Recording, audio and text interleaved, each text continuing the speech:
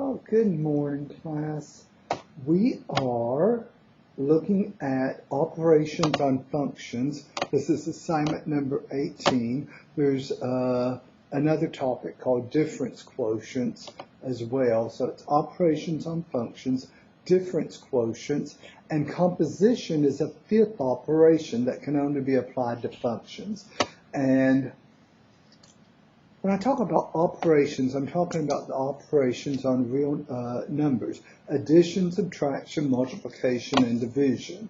So, when I'm talking about operations, I'm talking about, as I said, addition, subtraction, multiplication, and division. And here's the thing: when it comes to addition, subtraction, multiplication, and division,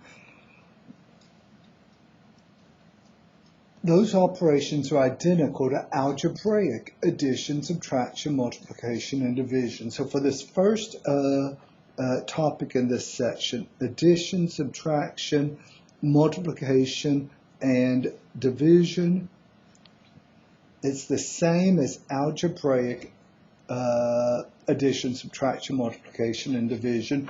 The best way to make that point is to just look at the first problem here, okay? In problem number 1, they give us two functions. They give us f of x is equal to 7x plus 3. Let me write that down. They give us g of x is 2x minus 7.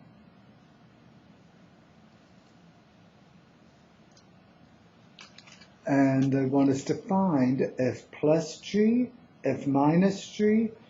Notice that notation my cursor is pointed at. Just f g, you don't see an operation. If you don't see an operation, you assume it's multiplication. So there's f times g, and they want us to find f divided by g. And then once we've found all of those, they want us to give the domain of each. So we're going to have to remember what we were doing the Monday before spring break when it comes to finding domains of functions. Let's switch over to my paper. Let me make sure I didn't miscopy something. So 2x minus 7. Okay, there goes.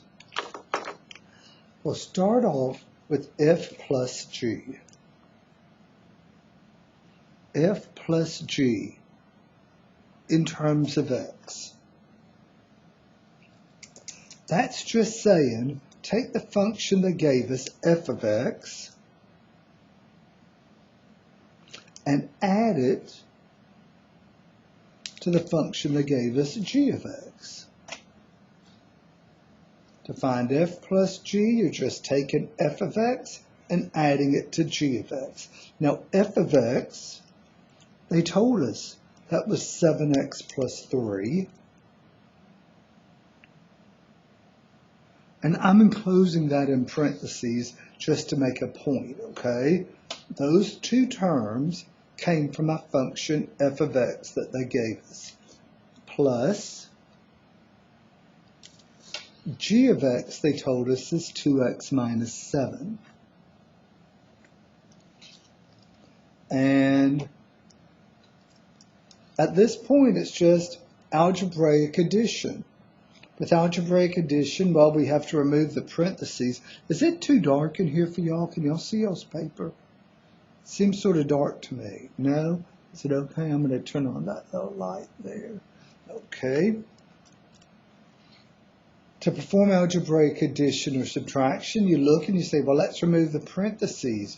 There's a parenthesis, I have these parentheses around 7x plus 3, but there's nothing to distribute in front. That's an unnecessary set of parentheses. I'm just going to drop it. So we just have 7x plus 3. The second set of parentheses, it has something in front of it. It's a plus. Well, that's like distributing through a positive 1. Is that going to change anything? So the second set is also an unnecessary set. Now be thinking about this in a moment. We're going to find f minus g. When you have a minus there, are those parentheses unnecessary? No, you're going to have to distribute through. But for this first one with addition, it's just two unnecessary sets of parentheses. I didn't even need to write them. 7x plus 2x is algebraic addition. So that's 9x. We're combining like terms. And 3 minus 7 gives me a minus 4. For my first answer, f plus g. I think I'll find f plus g, f minus g, f times g, and f divided by g, and then I'll type in all the answers. Any questions there? We just added f and g. For f minus g,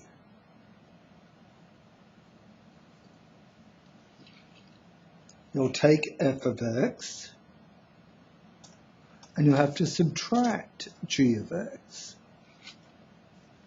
We know f of x is that 7x plus 3, and once again I'm enclosing it in parentheses, minus,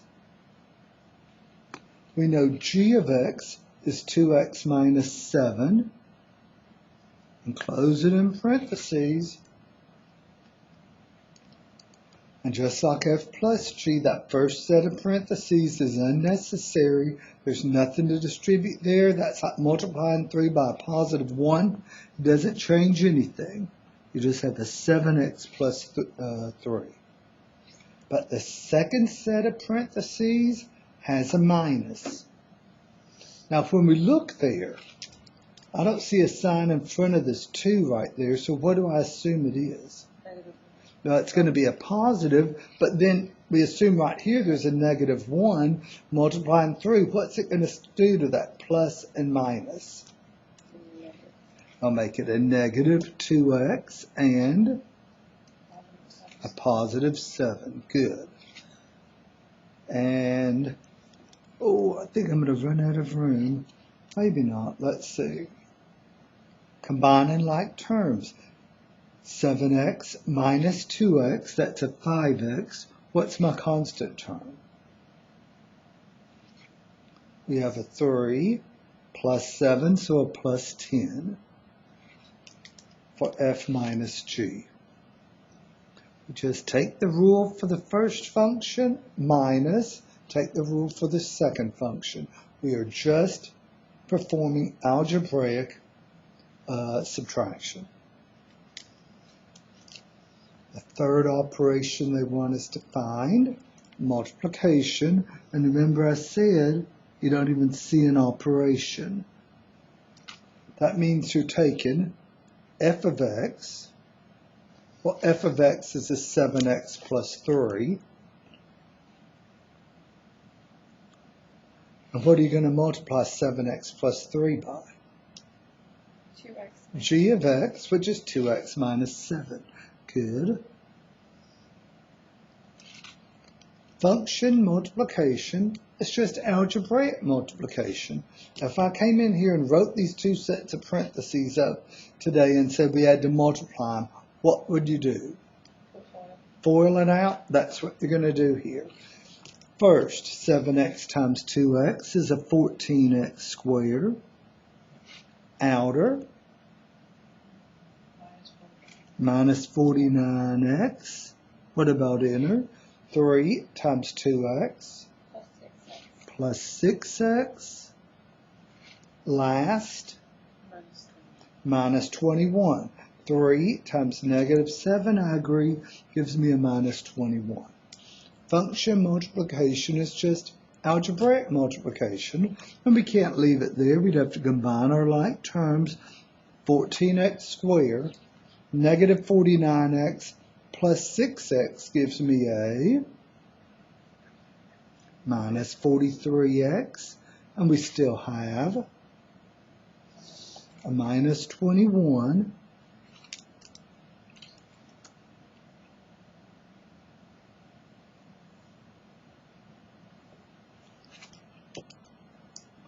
Any questions?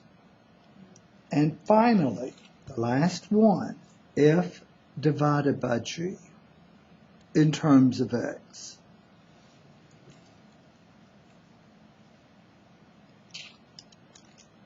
that says f divided by g. That's saying that you're taking f of x, you're dividing it by g of x. So on top, we have 7x plus 3. Notice they're using a fraction bar to represent the division. And what have we got on bottom? 2x minus 7. I agree. Now, if we could factor either of these, we would factor and try to cancel common factors. Can either of those things be factored? 7x plus 3 or 2x minus 7? So there's nothing we can cancel. There's your final answer.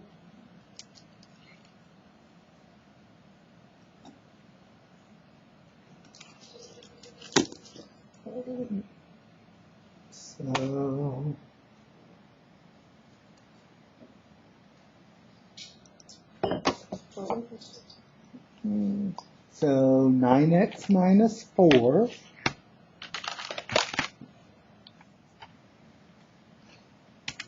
for the first one. And what was the second one? 5x plus 10.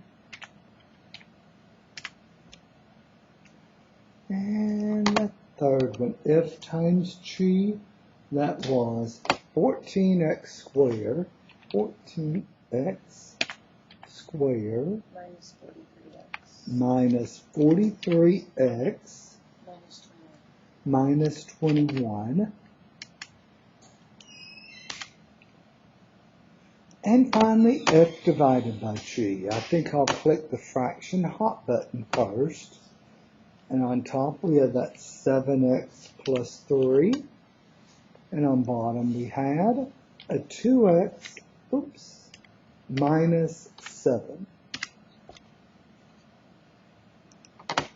And now we need the domain of f plus g, f minus g, f times g, and f divided by g. Now we've got to determine the domains. Okay, who remembers what I said the last time, not the last time, I guess it was 2 weeks ago today. We were discussing domains of functions. No fractions, no square root. What do we assume the domain is? All real numbers. So the domain of f of x is all real numbers. The domain of g of x is all real numbers. You shouldn't just look at the final answer to determine the domain. What you should do is look through all your work. As you look through there for f plus g, do we pick up any fractions or square roots anywhere along this work? No. What about f minus g? Do we pick up any fractions or square roots along the way? No. What about f times g? Any fractions or square roots? So the domain, all real numbers for f plus g, f minus g, and f times g. So the first three, the domains, all real numbers. Any questions there? Okay, let me type those in.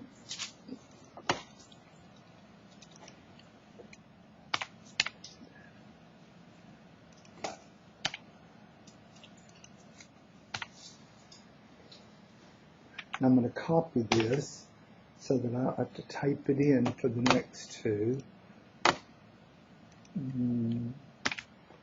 F plus G, F minus F times G.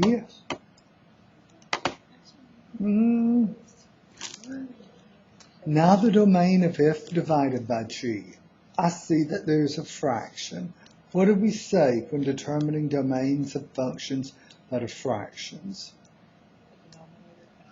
Remember, n over O. That says no, that is undefined. You never want the denominator to be 0. So you say 2x minus 7 cannot equal 0. Oops, wait a minute. Got the switch.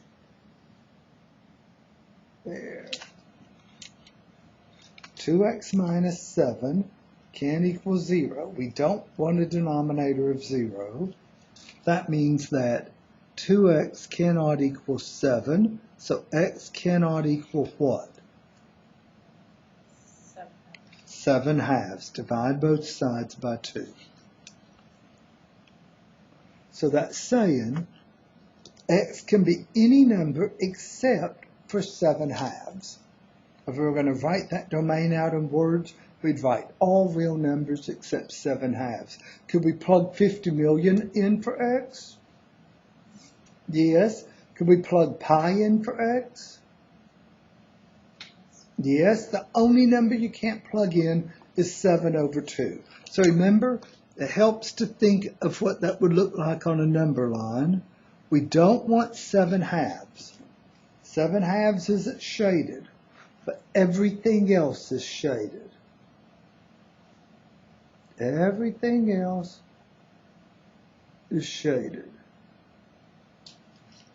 So how do we say that using interval notation? Let's get started with the left interval. Am I going to have any brackets in my interval notation? No, because there's no closed circles. Call it out as if you were typing it in. This interval to the left, what would I type in first? Parentheses. Negative infinity, I agree. Comma. Just infinity. No, it's not shaded at 7 halves. You can't say all the way to infinity because there's one number not being included. That's what that significance of that open circle is. You'll have to say 7 halves and then a right parenthesis. That's saying all the numbers to the left is 7 halves. Or, how do you say all the numbers to the right is 7 halves? Call it out as if you were typing it. Right. 7 halves.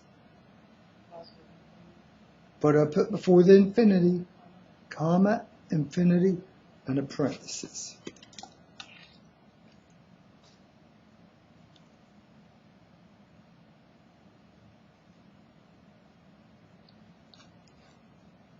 Any questions? Any questions why we have to split it up at 7 halves? This is saying all the numbers to the left is 7 halves. This is saying all the numbers to the right is 7 halves. The only number that's not shaded is 7 halves itself. Okay. Okay. Down there. Oops, hold on. Parentheses, negative infinity, comma, 7 halves. What do I need to do? Click out of that denominator before you put your right parenthesis.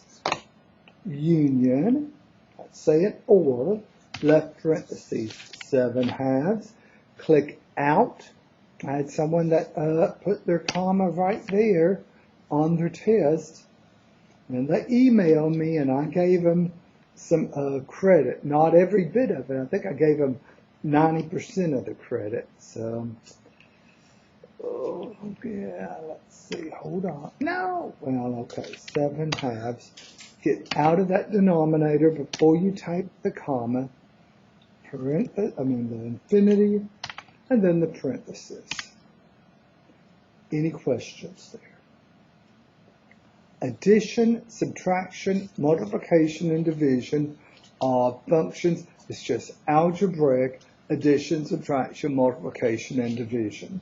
The second topic in this assignment is difference quotients. So, finding difference quotients.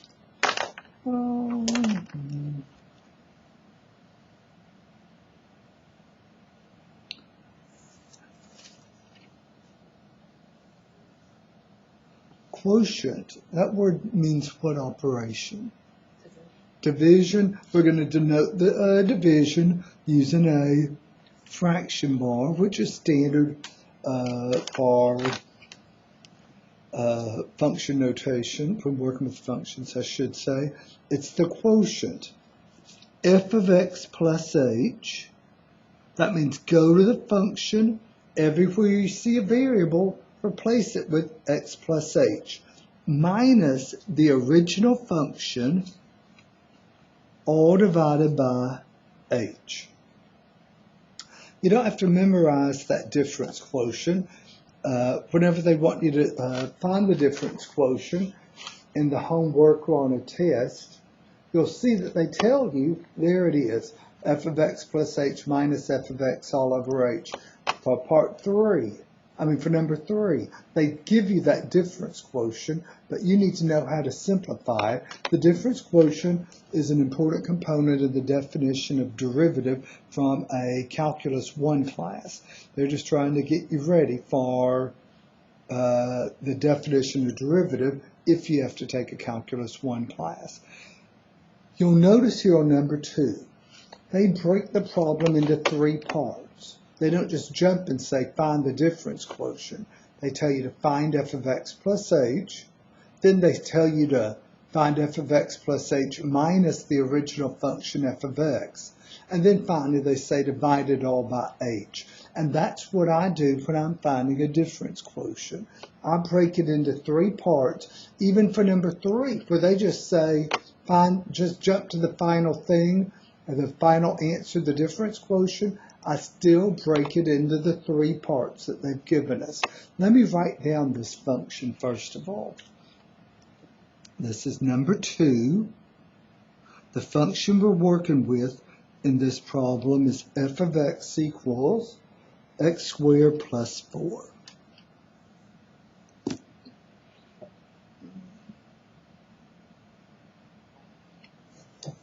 I figure after spring break I need some detoxification tea, so that's what I'm drinking. So if I make a foul look on my face every time I taste it, it tastes nasty, but it's supposed to be good for you. Just like I drank that green tea for 15 years every morning when I was teaching class. It was going to prevent cancer. Well, fat good that did. I took that green tea and I threw that stuff away. In January of 2019, when I found out I had cancer, I was like, well, I ain't drinking green tea anymore. Okay, let's go on. I'm getting distracted. Okay, the first thing they want us to do, this is part A. Part A, they want us to find f of x plus h. It's been a while since we've met because of spring break and y'all have forgotten stuff, so I'm going to remind you now how function notation works.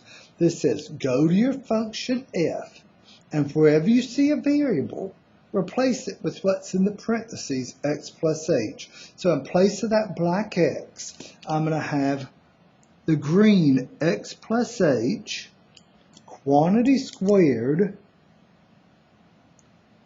plus 4.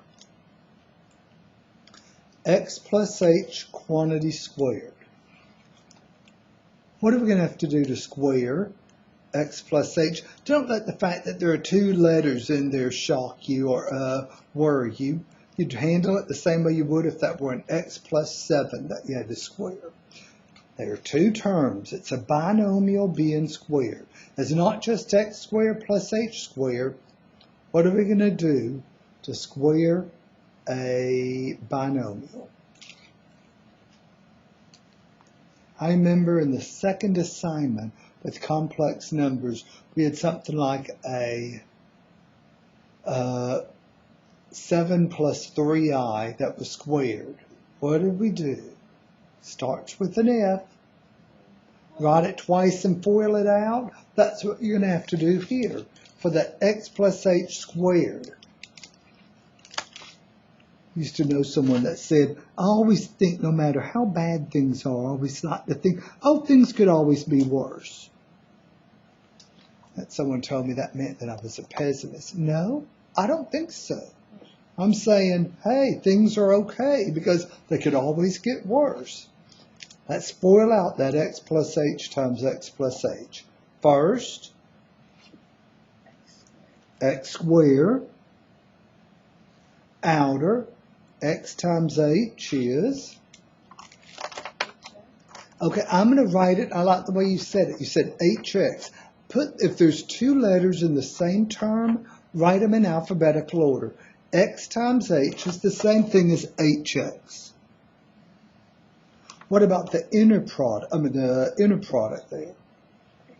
Another hx. That's why I write these things in alphabetical order, because now I can easily spot those are like terms. We'll be able to combine them. Last, h times h squared. Now, if that had been a cube, we would have to have another x plus h there. We'd have to go through distributing the x all the way across, distributing the h all the way across, and combine like terms. But fortunately, I think it would give us x cubed plus 3xh squared plus 3x squared h plus h cubed, if I'm doing that correctly in my head. But fortunately, they're not going to give you any exponents bigger than 2. That's why I say I always think I'm an optimist, because, hey, at least they're not giving us any 3s or anything, or heaven forbid a 4 or 5 power. But as it is, we can combine like terms to get x squared plus hx is 2hx plus h squared. Any questions on my logic on how I got that x plus h squared to be x squared plus 2hx plus h squared?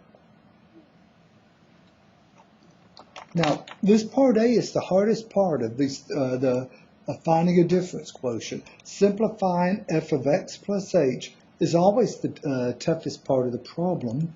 So we have an x squared plus a 2hx plus an h squared. What else do we have here for f of x plus h? I heard it.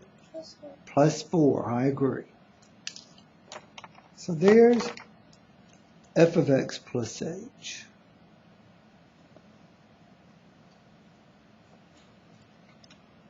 Part B. They want us to take f of x plus h and subtract off the original function f of x. If you understand what they're asking for here in part B, then you should be able to get this answer without showing any work. You just found f of x plus h. You just found that in part A. They're asking you to take f of x plus h and take away the original function. This minus is working the same way as that subtraction was in elementary school when you first learned about subtraction. It's a takeaway operation. Here's what we started off with, f of x plus h. Take away what's in the original function. I'll get us started. We have that green x squared. We're going to take away the black x squared. So my answer isn't going to have an x squared anymore. What else is going to drop off?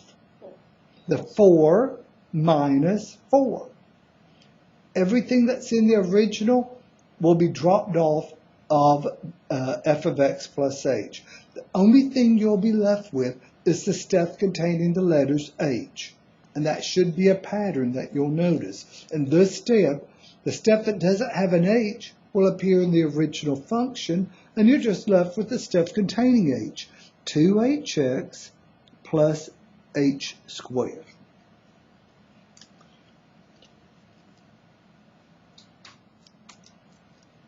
So there's the answer for part B.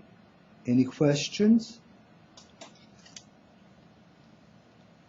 And finally, part C, the whole thing, the thing that we were trying to get to begin with.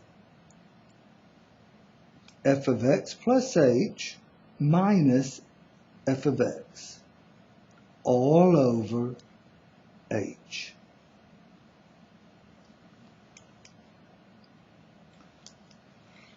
Notice That numerator, that's what we just found in part B. In part B, we found f of x plus h minus f of x. I'll write that down. It was a 2hx plus h squared. 2hx plus h squared. And I want to divide it by h. There are two different ways of simplification. One thing we could do is factor in h. We can't just start canceling. We can't just say, oh, cancel an h right there, because you can't cancel over addition or subtraction. Another thing that we would do, if we were working with, I think it was complex numbers, we'd have addition or subtraction on top and just a single term on the bottom. And I thought the easiest way to simplify that was just to split up. That's what I recommend you do here. Take the 2hx over h plus, this plus is that sign that's right there. If it had been a minus, we'd have a minus. And then h squared over h.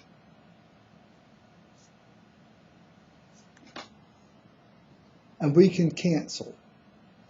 That first fraction, what's going to cancel out? The h's, I agree. So we're just going to be left with the 2x. Plus, what's going to cancel here? One of the h's will cancel. We'll still have that one h left over in the numerator for a final answer of 2x plus h. In the calculus environment, we would then take that and start asking ourselves what happens as the value of h gets close to 0.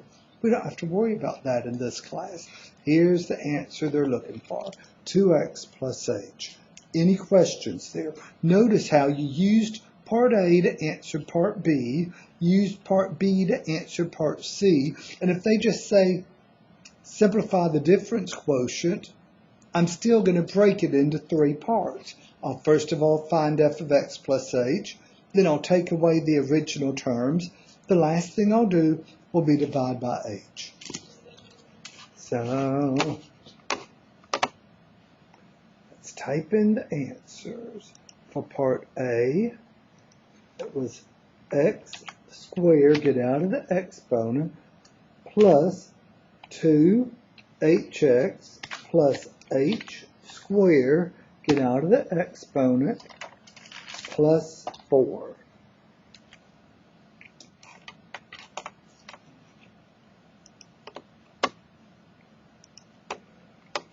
In part B, the x squared and 4 subtracted off because they were in the original function, and we were left with just 2hx plus h squared. And here we divided both terms by h to have us a 2x plus 1h. Any questions there?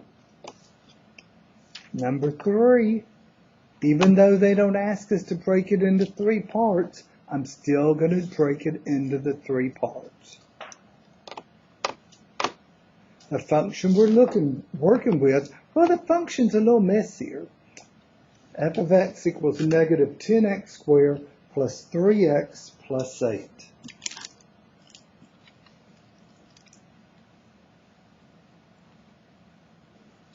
Let me write the function down. 10x squared plus 3x plus 8.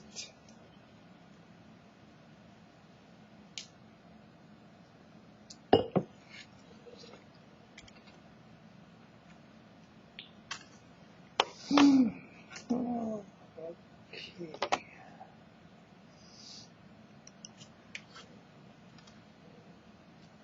First thing I'll do is find f of x plus h. Even though they're not asking us to break it into the 3 parts, that's what I'm going to do that.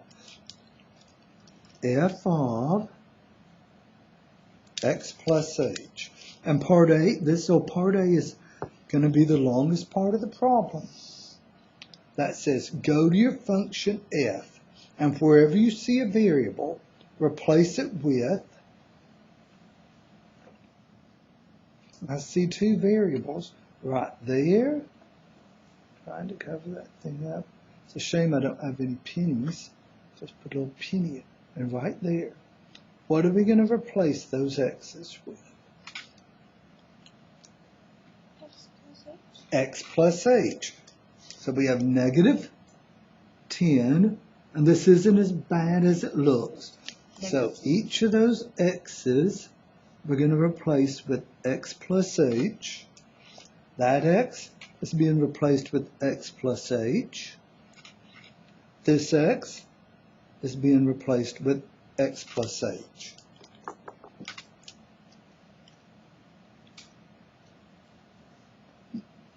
We know from our order of operations, we deal with exponentiation before we're going to multiply by the negative 10. X plus h squared, well, I'm looking at that right here. Isn't this, here's my scratch word. X plus h squared, didn't it give us that stuff there? So we'll need to distribute through a negative 10. What's that going to give me? I'll get us started. Negative 10 times x squared is negative 10x squared. What will the second term be? Negative 10 times 2hx gives me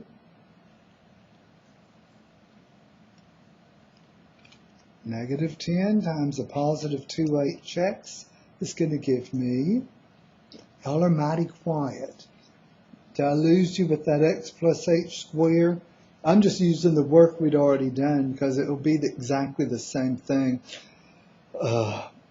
So I use the x squared plus 2hx plus h squared, but there's a negative 10 in front that has to be distributed. That's where I got the negative 10x squared. What's the next term going to be? Negative 10 times 2 is 20hx. And then negative 10 times h squared. Negative 10h squared, I agree. What are we going to have to do here to get rid of these parentheses? We have an x plus h with a 3 in front of it. You distribute the 3. Okay, distribute the 3 to give me a plus 3x. And what else? You went there. Plus 3h. Plus 3h, I agree. And I still have what stuck on there? Plus 8. Plus 8. Any questions? Because this is the hardest part, f of x plus h.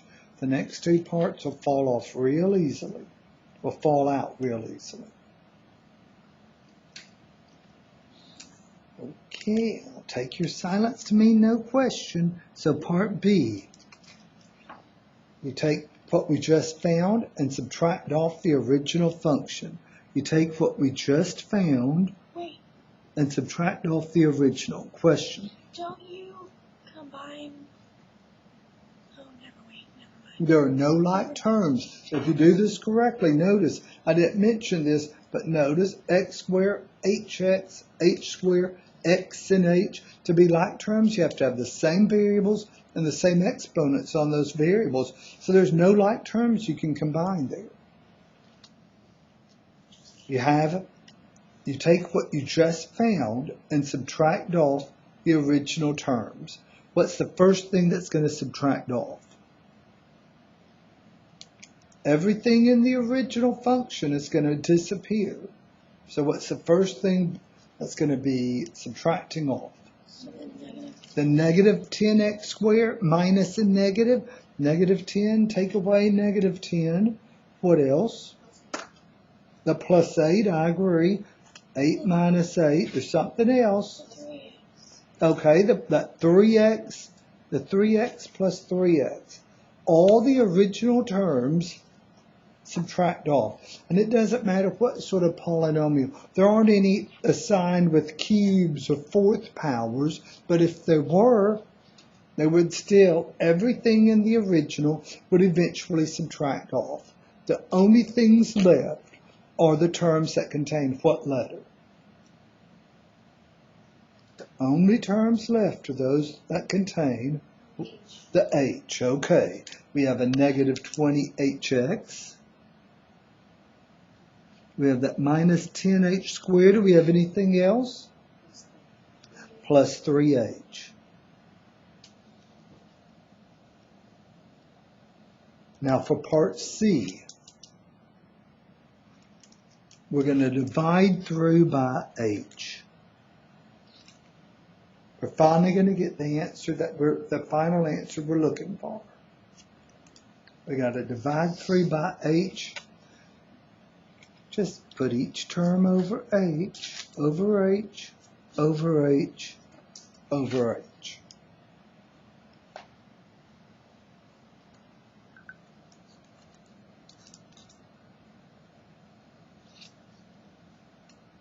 The h's cancel on the first fraction, leaving us just negative 20x. You can cancel 1h above and below on the second fraction. What's that going to leave us with? Negative 10h. The last one? Okay, that's nice. The h's cancel completely, leaving us just a plus 3. Here's the final answer that they're looking for.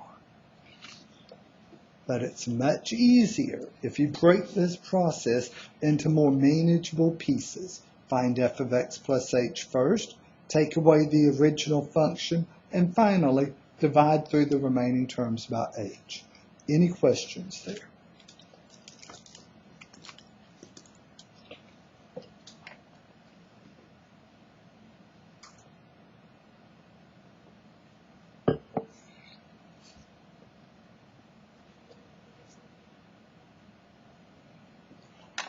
Amy, got it written down? Yes. Yes, I'm switching over to type it in. Okay, the difference quotient is, notice we're not putting, it's not like number 2 where we had to type in those A and B parts. All we're typing in is that negative, negative 20x minus 10h plus 3. Any questions there?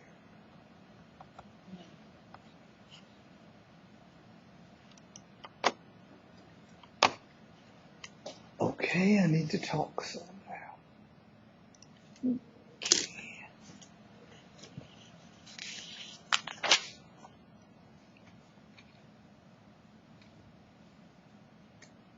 Composition of functions. Composition is an operation that only applies to functions. You don't have composition of real numbers. You can't go 7 composed with 3. This is an operation that's only applied to functions. I'll say composition of functions.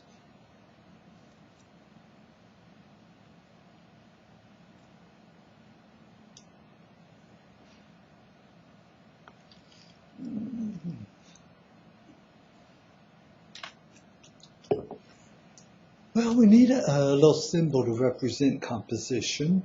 You can't say, well, we won't use a symbol. Well, if you don't see an operation, then you assume it's multiplication. So we have to have something to represent the operation, this new operation. And I think the symbol they came up with is a pretty good one. F composed with g of x. It's a little O. F composed with g of x. And I said that's a good notation because that's defined to be f of g of x. That's saying go to f and plug in g of x. Composition is just repeated function notation. The order in which the functions is written does make a difference. G composed with f of x.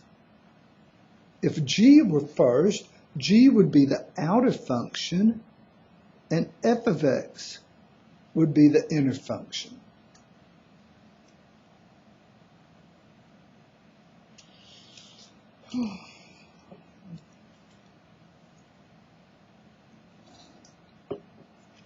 So there's a new operation. Oh, Tony, we had a teacher when we were in school, Dr. Alston, and he would call this fog and golf.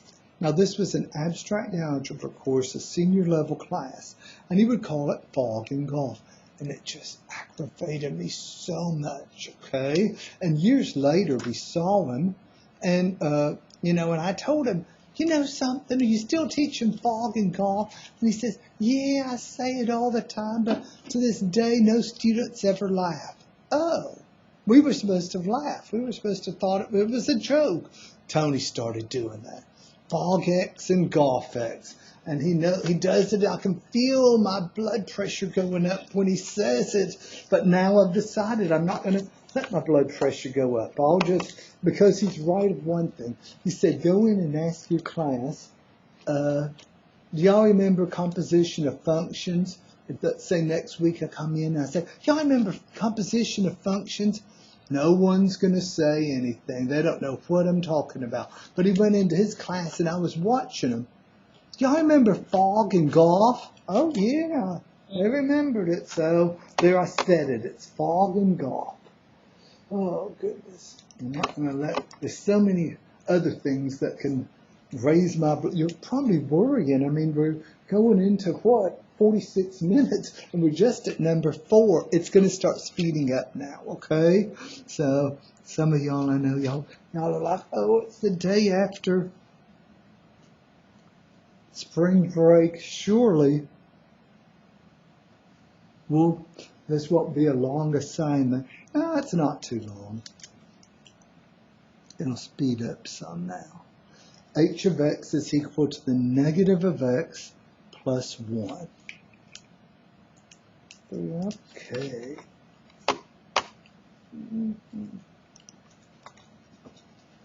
Okay. Oh, I didn't write down what they want us to do with these functions. Let me look back at what it says. Oh, they want us to find h composed with f of 2.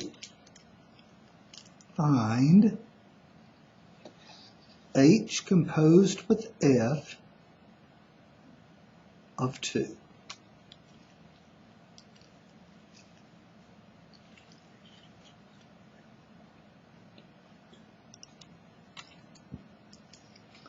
Okay. Remember the first function written, that's the outer function. So in this case, h is the outside function. On the inside, we have f of 2.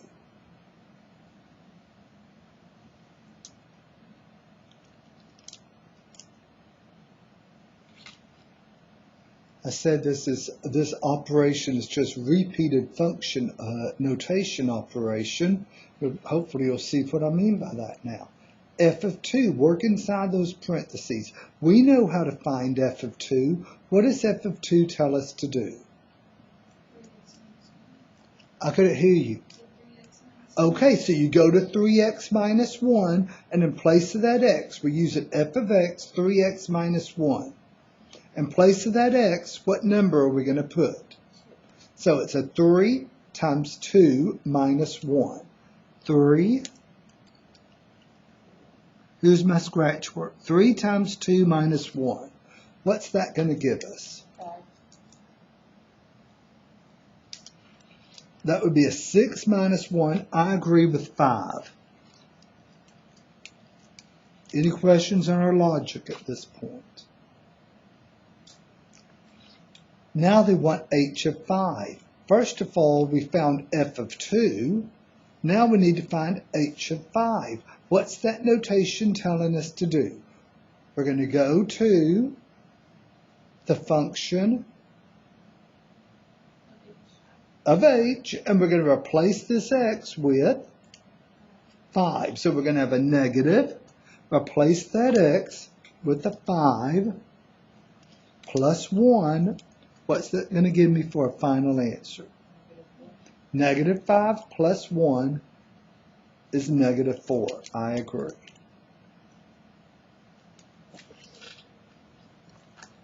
We plugged 2 into F. That gave us a 5. We then plugged the 5 into H for a final answer of negative 4.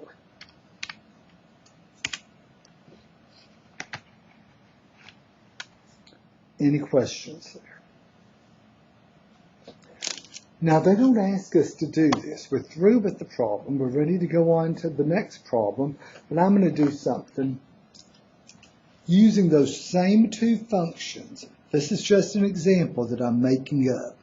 Suppose instead of finding h composed with f, suppose they had asked us to find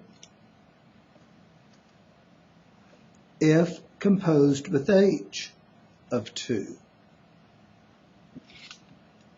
If they'd asked us to find f composed with h, what would have been the outer function? With h composed with f, h was the outer function. But with this, what's the outer function? The first one written is going to be on the outside, f.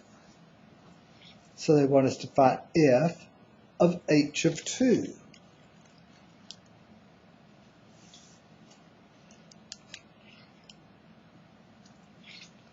So, starting with that 2, that says go to h and plug in a 2. We're still using the same h function here. Go to h, plug in a 2. What's that going to give us? I agree. That's going to be a negative 2 plus 1, which is a negative 1. So that's f of negative 1. Any questions there? Now, f of negative 1, what's that telling us to do? It says go to which function? F, and wherever you see a variable, plug in. So we have 3, replace the x with a negative 1, and we still have a, oh, I can't believe this. What are we about to get? Negative 4. That does not usually happen. This was I'm really sort of surprised. It never happens.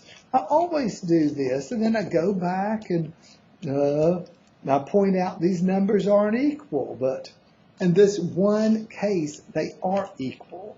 But that is a very rare circumstance, okay? In general, if you're asked to find f composed with g, and you accidentally find g composed with f, then those answers are not the same.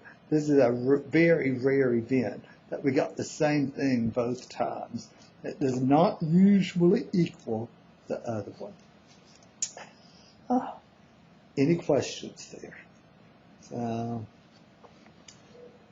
I'll make my point later with another problem. Okay, there was a time a while back when the state legislatures were when they were going through writing out the student learning outcomes for courses and stuff, and they were just sitting around and realized not all these state legislators that we send off to Austin know much about math. They haven't even, not all of them even have college degrees. They're sitting around there trying to decide, what should we be teaching and what should those students be learning in math? And some good old boy said, oh, tables. They need to be able to work with tables. And the others, oh yeah, got to have tables. They need to read tables. And as a result, all of a sudden, all these different math books started including problems with tables. So that's how, if you're wondering, how did this get in there? There it is. It's going to take me longer to write the problem down than it is to actually work it. So let me write it down. Number 5, they give us two tables. The first one defines the function f of x. With f, you have 3, 5, and 9 in the domain, 4, 9, 6 in the range. And then we have a function g.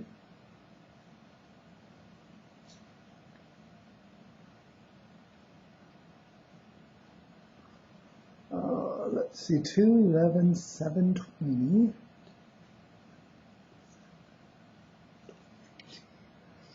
And 3, 9, 5, 21. 20.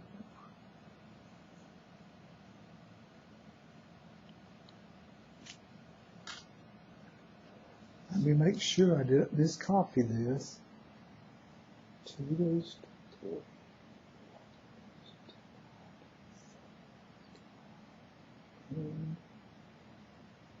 20 goes to 20. Okay. They want us to find f composed with a g of 11.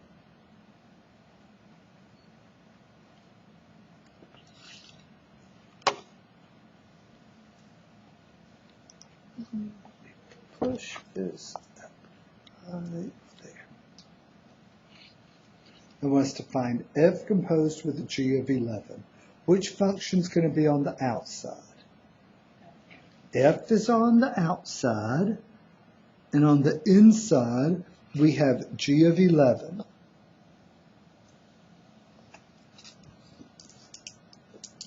F composed with a g of 11. Well, we start on the inside function, g of 11. We're working our way out. Remember, this number here in the parentheses is your x. Using the table G, the number 11 is assigned to 9. G of 11 is 9. The x value of 11 is assigned to 9 when using the G table. So G of 11 is 9. We still have that f on the outside. What's f of 9? We go to the f table. Now 9 is the x. 9 is assigned to 6 for our final answer. Any questions there? 11 goes to 9, and then using the f table, 9 goes to 6. Any questions there?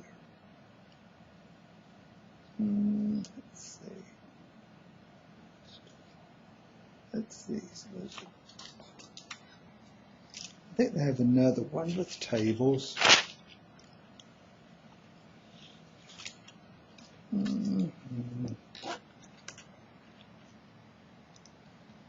Oh, I better type in this answer. What did I say? 6.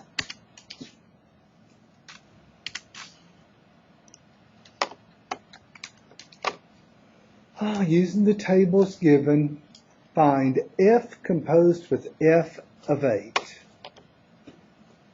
Oh, I like this. F composed with f of 8.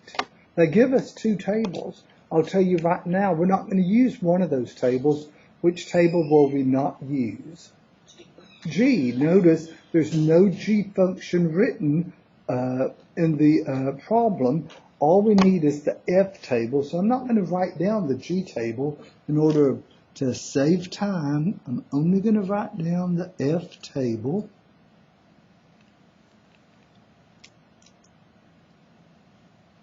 Five and 7, 8, 12, and 12, and 5, 7. And they want us to find f composed with f of 8. This should be easy. Which function's the outside function? F is on the outside. What's on the inside? F of 8. So using the F table, our x value is 8. Using the F table, 8 is assigned to 8 is assigned to 12. I agree.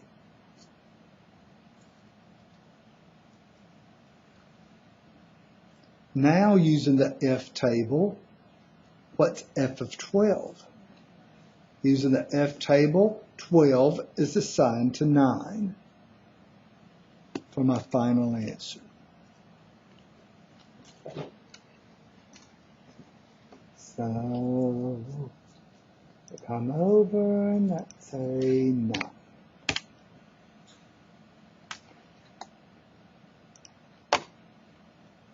Well, let's go back. Any questions? Hopefully it's obvious why we didn't use the G table.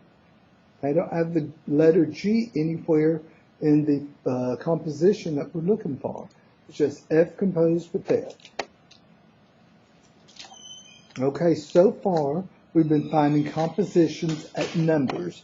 A composition at numbers, if the thing in the parentheses is a number, your final answer is a number. If the thing in the parentheses is a number, your final answer is a number. Composition at number gives you a final answer that's a number. Suppose here they want us to find f composed with g of x. They're not giving us numbers for us to plug in. That means the composition is going to be, your final answer is going to be a function of x. So this is number 7. We have f of x equals 6x minus 2. And g of x is equal to 5 minus 2x.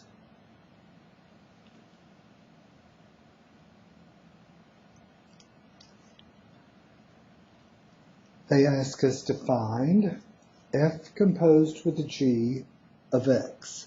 That means the final answer isn't going to just be a number. It's going to be an algebraic expression in terms of x.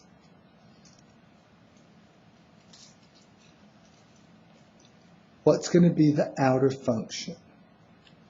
Can you switch back to your... Oh, thank you. Thanks, I forgot to switch. Okay, what's going to be the outer function? F is on the outside. This notation is saying, take g of x, I'm going to try to do this with as little writing as possible. Take g of x and plug it into f. Take g of x, that 5 minus 2x, and plug it in to f in place of x. Y'all see what I'm doing? I have a 6. I'm going to replace that x with a g of x, 5 minus 2x. What else do I have stuck on there? I've replaced that x with 5 minus 2x. What else? Do I have anything else stuck on there? The minus 2, that blue minus 2. I'm replacing the x in f with g of x, 5 minus 2x. And then we can get rid of the parentheses by distributing to give me here 6 times 5. I'll get us started. 30 minus here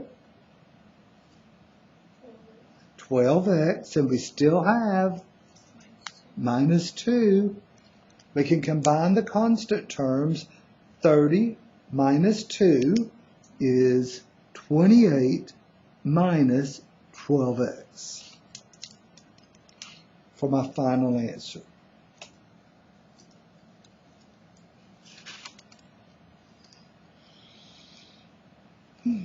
They also ask us to find G composed with F. I'm going to go ahead and find it before we, and then we'll just type the answers in all at once. Now they want G composed with F of X.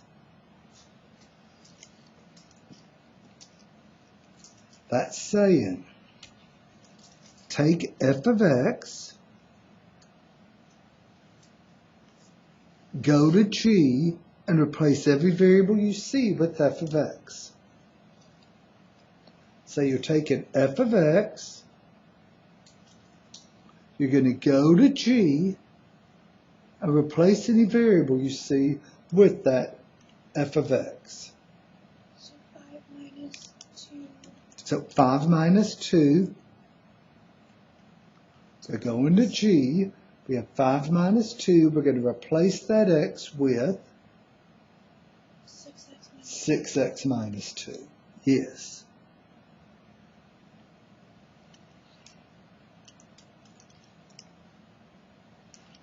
Do not subtract. You can't go 5 minus 2 is 3 and distribute the 3. You know the order of operations. It says you multiply before you add or subtract. So you're going to have to distribute a negative 2 there and there.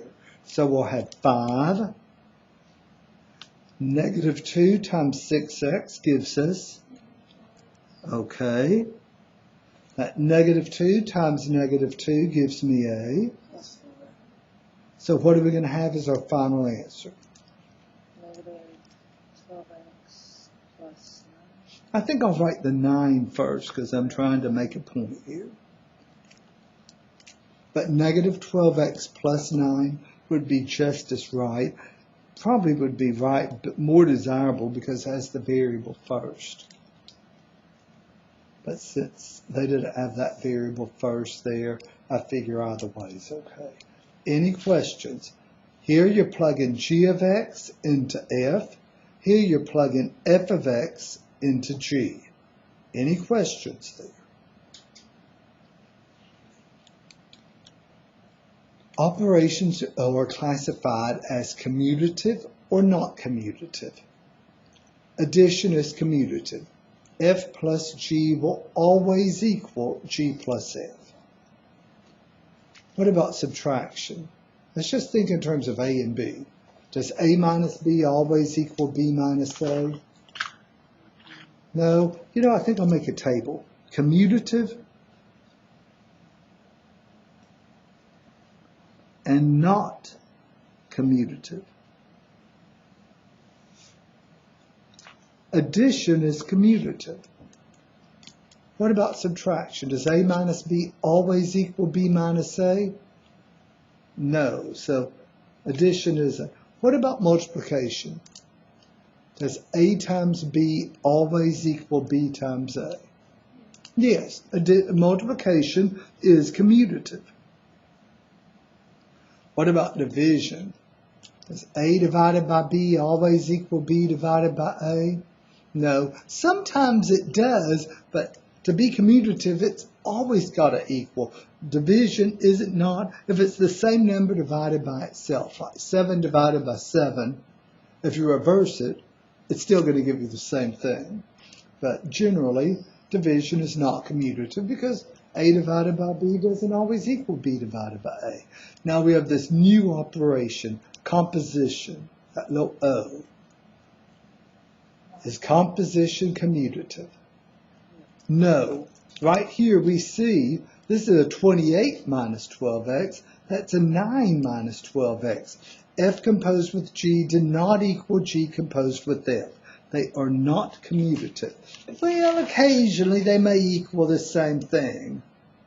You see, I was going to go through that discussion right here when we got something like 7 or 8, and I'd say, oh, they weren't equal, but this is one of those rare events where they were equal.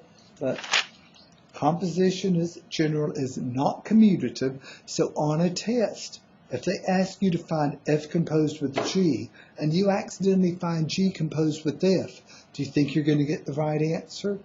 Probably not. So be careful. Let's type in these answers for number 7. 28 minus 12x and 9 minus 12x. 28 minus 12x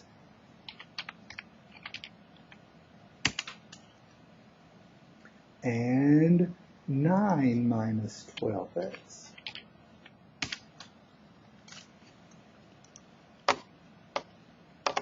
Okay, number 8, same instructions. Find f composed with g and g composed with f. Here are the functions. It's number 8.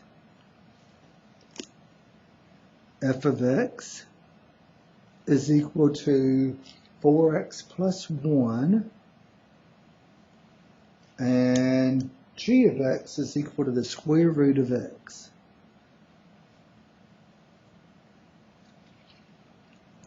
They want us to find f composed with g of x and then g composed with f of x.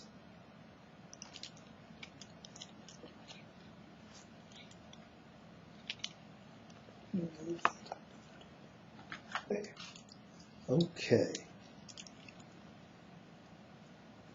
F composed with g of x.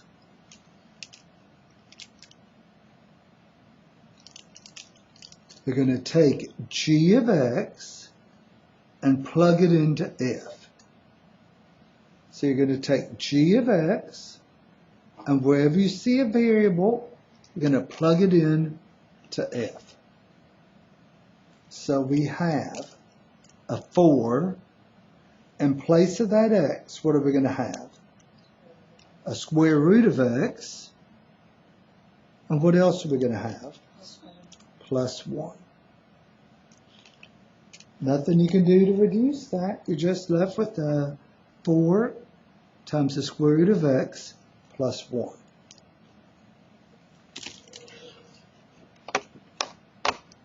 So we go over, we're going to type in 4 the square root of x, get out of that under the radical, and add the plus 1. Now we want to go in the other direction.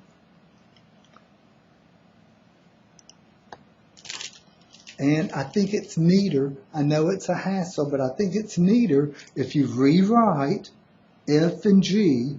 F of x is 4x plus 1, and g of x is the square root of x.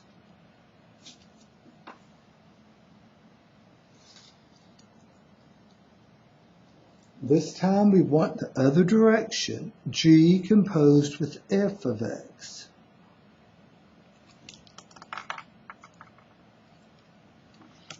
You're going to take f of x and plug it into g. You're taking f of x and plugging it into g. F of x, we're going to plug it in to g. Can y'all see what we're going to get? What am I going to write first here? The square root. And what are we going to have in place of x? 4x plus 1. Good.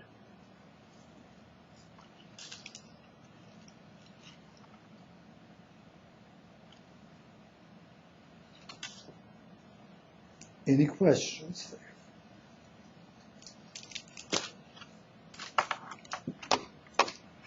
G composed with f. You're taking f of x and plugging it into g. So you're taking f of x and plugging it into g. And if there was more than one letter here, you'd have to replace all of the x's with that 4x plus 1. So what's the first thing I'm going to type here? The square root, and then everything is underneath.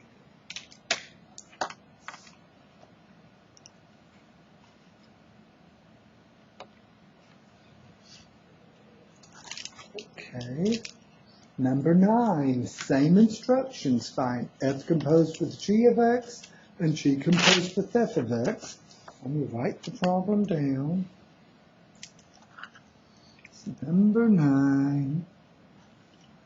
Okay, we have f of x equals the square root of 6x.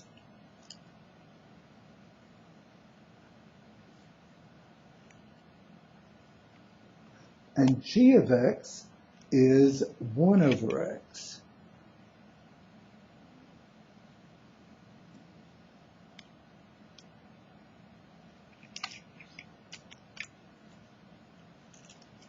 And they want us to find, first of all, f composed with g of x. Let me make sure that this copy that. Okay. F composed with g of x. That's saying take g of x and plug it in to f wherever you see a variable. So we're going to f.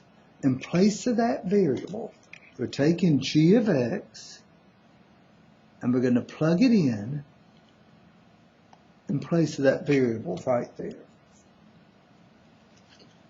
So we have a square root. We have a 6 times, we're replacing that variable with 1 over x.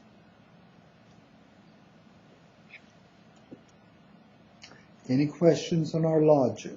We can reduce this, but any questions at this point?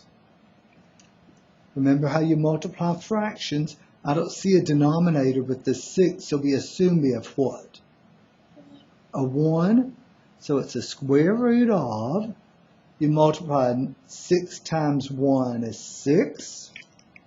You multiply numerator times numerator, denominator times denominator. 6 times 1 is 6. 1 times x is, for a final answer of the square root of 6 over x. Now, in the first assignment of this course, when we were working with square roots, we went through and we didn't leave fractions under square roots. We do something called rationalizing. But in reality, from an algebraic point of view, there's nothing wrong with the fraction under a square root. As a matter of fact, under certain circumstances, I think it looks better with a fraction under a square root. If we rationalize this, we would have a root of 6. No. Yeah, we have a square root of 6x all over just an x. And I think this looks better than that. And my lab takes this. And this is where, I think if you're viewing an example, it stops there too. So we'll just stop right there.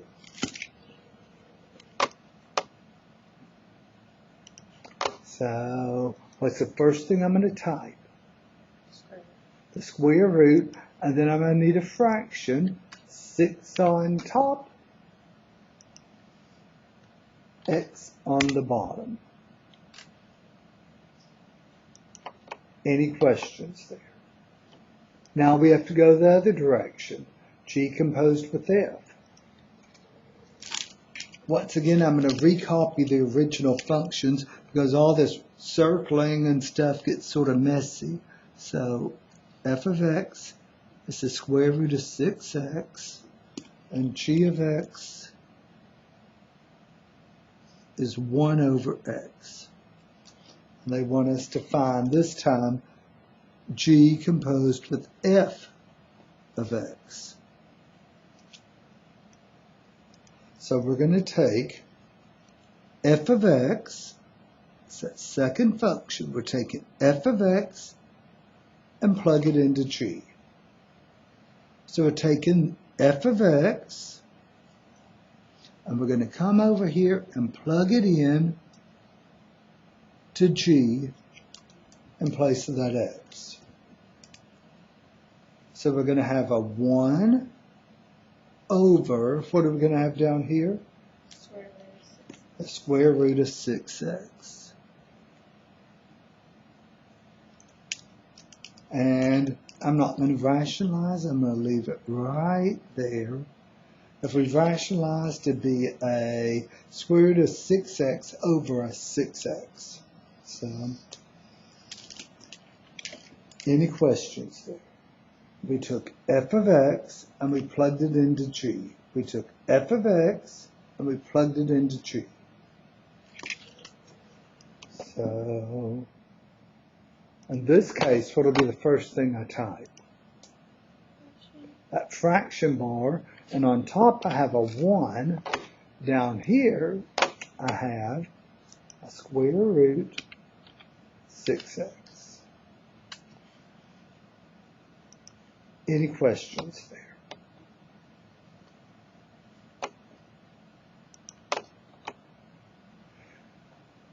Okay. For f of x equals 4x minus 3 and g of x equals 1/4 times x plus 3, find f composed with x and g composed with f. Okay, that's what we've been doing. Hey, wait a minute. Then determine whether f composed with g of x is equal to g composed with f of x. They haven't been asking us that. If they'd asked us that on number 9, what would the answer have been? No. What if they'd asked us that on number 8? What would the answer have been? No. Number 7? No. But here, for some reason, on number 10, they're asking us, are they equal? That's interesting. Let's write the problem down. The number 10, we have f of x equals 4x minus 3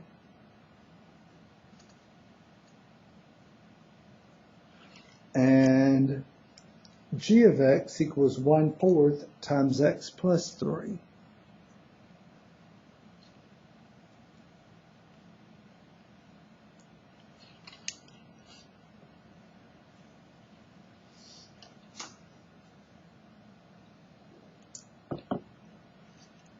So they want us to find f composed with the g of x.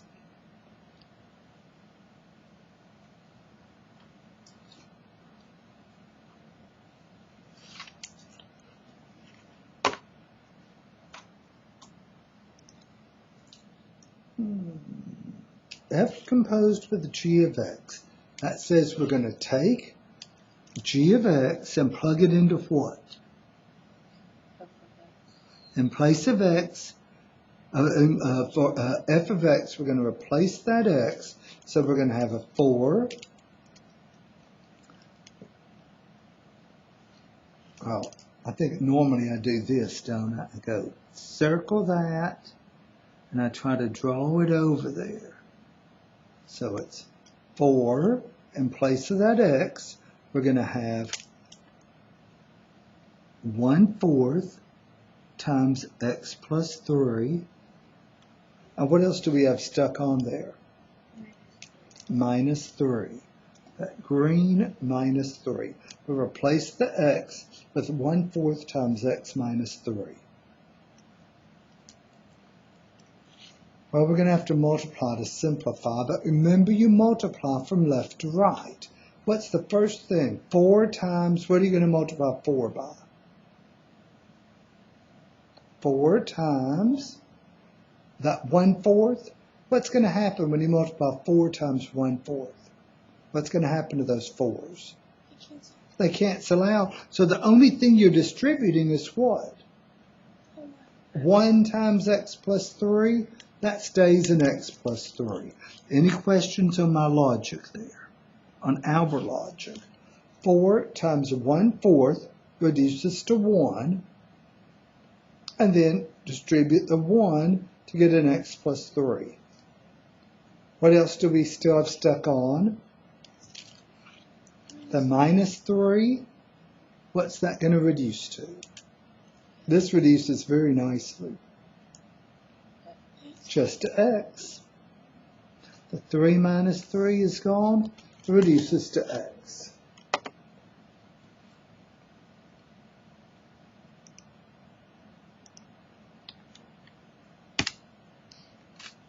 Now,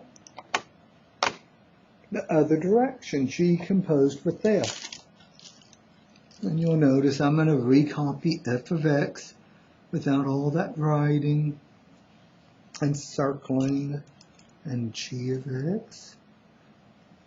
When I'm recopying this stuff, better make sure I don't make a mistake. 4x minus 3, 1/4 times x plus 3. Oops. I recopied f and g. Here they want us to find g composed with f of x. So what is this notation saying in terms of x? It's saying take f of x and plug it into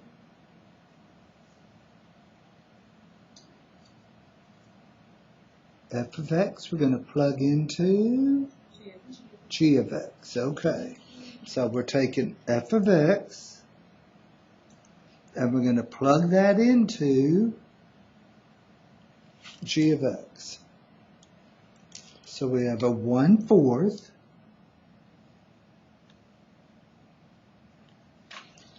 we're replacing that x with the green 4x minus 3.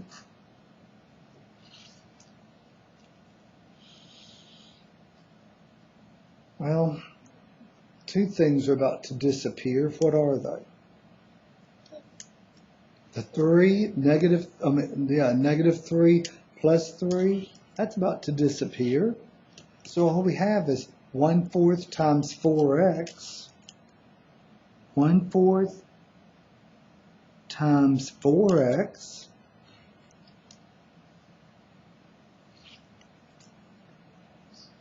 what's 1/4 times 4?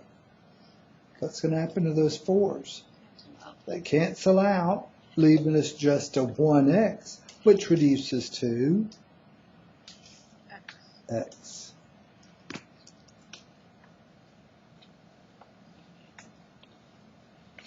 Most of the time, f composed with g of x does not equal g composed with f of x.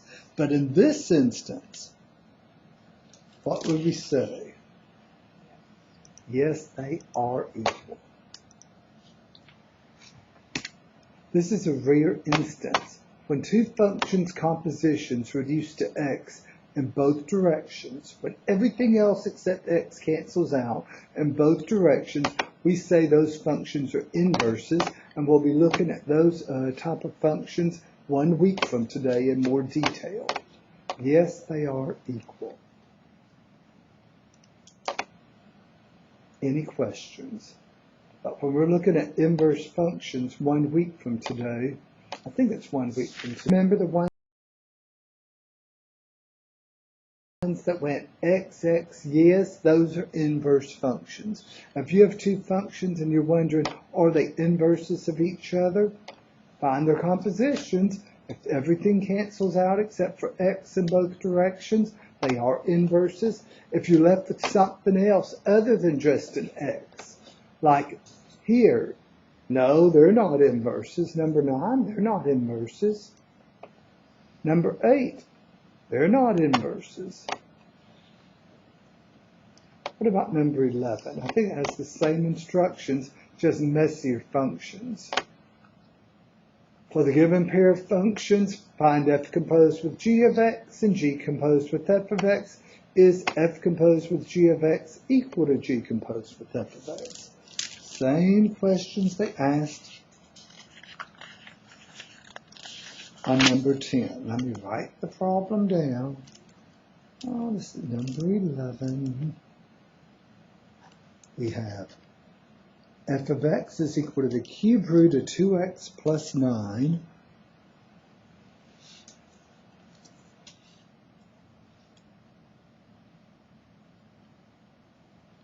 and g of x is equal to 1/2 x cubed minus 9/2.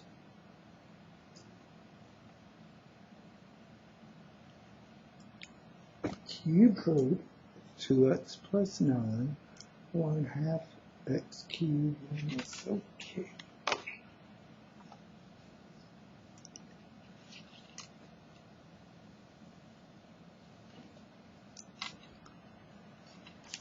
And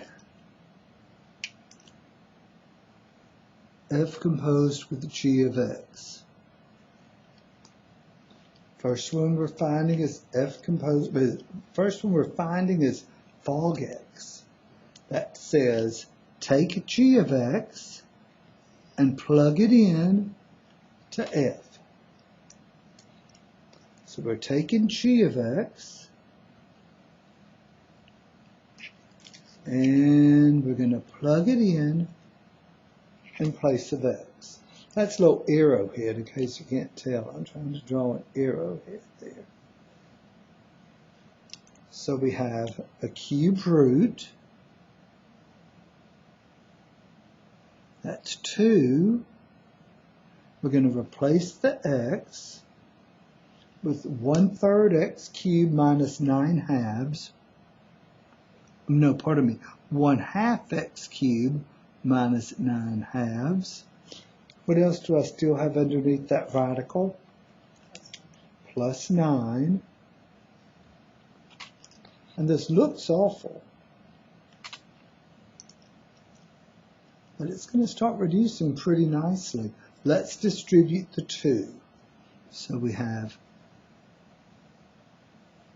distribute the 2. 2 times 1/2 gives me, distribute just 1 x cubed minus, distribute, what's going to cancel? The 2's leaving us just a minus. 9.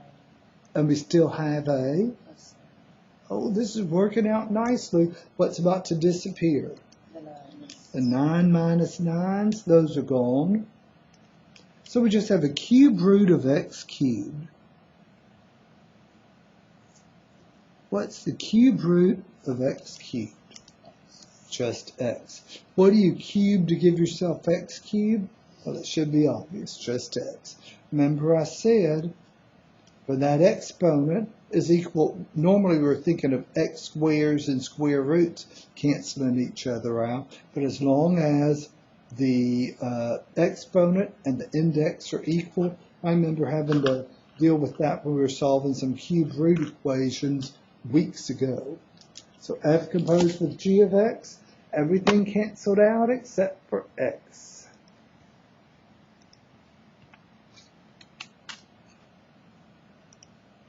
Now g composed with f of x.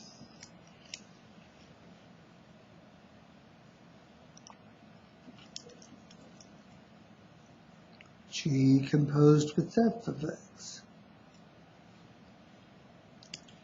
That's saying, oh, let me rewrite the functions. I wrote, I'm going to rewrite them. You don't have to do that if you don't want to, or if you don't have room to, but I like to start over on you because it gets so messy up here, drawing the circles and circling them, the arrows.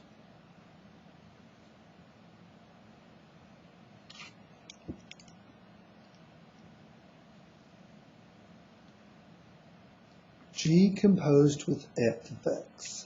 That's saying, take this function here, f of x, and plug it into g. So we're going to take this function here, f of x, and plug it into g in place of the x.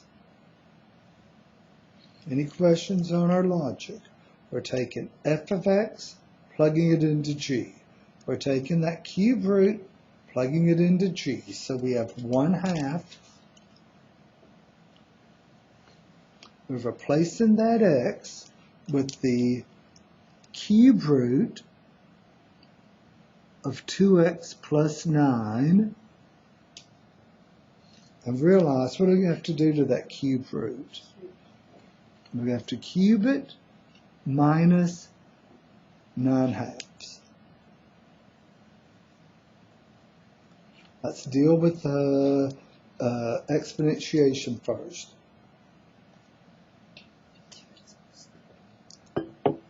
Okay, what's going to happen? This cube and the cube root cancels out, so really all we have is 1/2 times 2x plus 9. Now let's get rid of the parentheses. What do we have to do to get rid of these parentheses? Distribute 1/2 times 2x gives me Just 1x, 1/2 times 9. 9/2. I'm going to insult your intelligence right now and remind you, 1/2 times 9, that's like a 9 over 1. You multiply 1 times 9 to get 9, 2 times 1 to get 2. We still have what stuck on here? Minus 9/2. What's about to happen? To give us just an x once again. Functions whose compositions reduce to x in both directions, as I said, are called inverse functions. I think we'll look at zeros of polynomials on Wednesday. I think we'll get to inverse functions 1 week from today. And so I'll probably remind you of this stuff when we start inverse functions. Any questions? But notice how nicely, with inverse functions, everything except the letter x cancels out in both directions. Any questions there? So I'll come over here and I say x. And were they equal? Yes, they were. And that's the end of the new homework.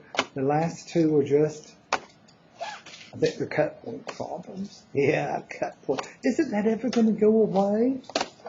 No, I'll tell you. No, not in this class. It'll go away, but not in this class. Any questions? Okay, I'm going to stop the recording.